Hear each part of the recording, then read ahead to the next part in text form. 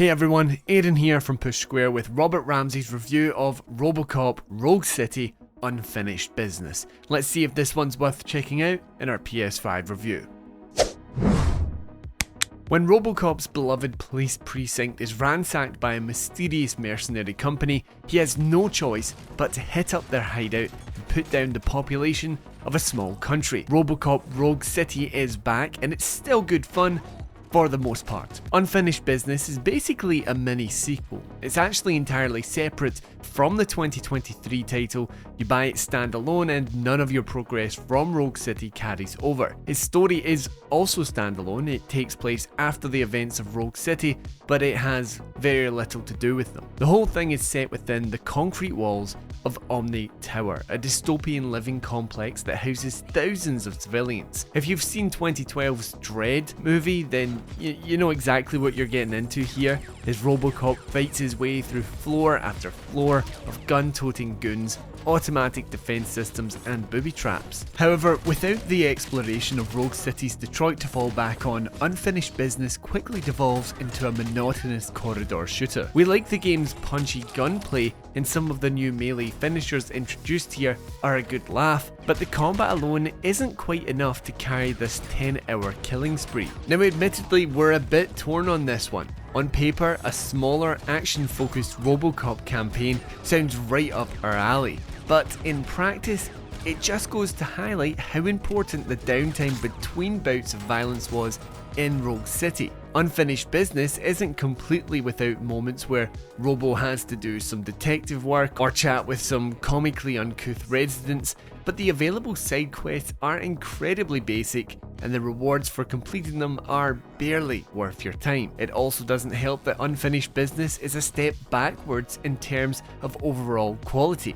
The NPC voice acting, which was already questionable in Rogue City, is somehow even less engaging, the facial animations are beyond rough, and text typos are shockingly frequent. Now, no one is expecting AAA quality presentation from a standalone RoboCop release after Rogue City, but smaller expansion-like projects like this tend to be a bit tighter than the main experience that spawned them, and that's just not the case with Unfinished Business, which ironically does feel quite unfinished. But look, let's not get bogged down in the details. For all of the game's flaws, we should reiterate that we still enjoyed blasting our way through OmniTower.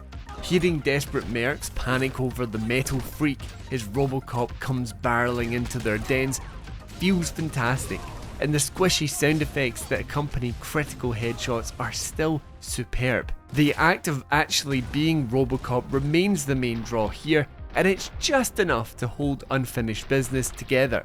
Peter Weller's dry one-liner delivery is on point throughout, and you can tell that the developers tried to pack in as many cheesy quips into the script as they possibly could. Much like Rogue City, this follow-up understands what makes the iconic property tick.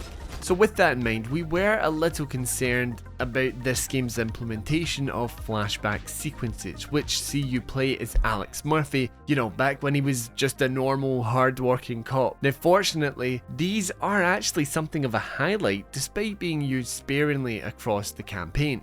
The flashbacks help break up some of the title's more tedious sections, as they tend to be slower-paced, character-driven escapades. Their purpose is to provide backstory for both Robo and the game's antagonist, and it works fairly well with some decently directed cutscenes giving weight to an otherwise predictable narrative. Running and gunning as a human Murphy makes for a refreshing change too.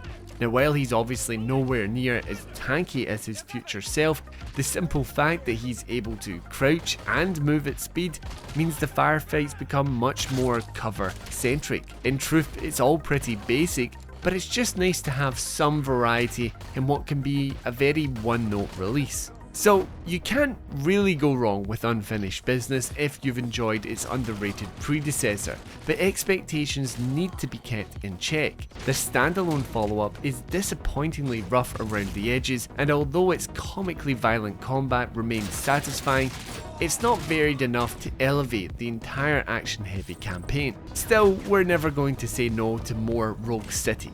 Teon still manages to capture the campy 80s spirit of RoboCop in this release, and now drive most players to the very top of OmniTower. We're giving RoboCop Rogue City Unfinished Business a 6 out of 10. Thanks everyone for checking out Rob's review of RoboCop Rogue City Unfinished Business. Do let me know if you plan on picking this game up down below, and I have to say, if you haven't played the original RoboCop Rogue City, it's very much worth it and recently featured in one of our underrated games lists, which you could also check out. Anyway, thank you as always for watching. Remember to hit that like button and subscribe to the channel for more PlayStation video content just like this, and until next time, I've been Aaron, and this has been Push Square.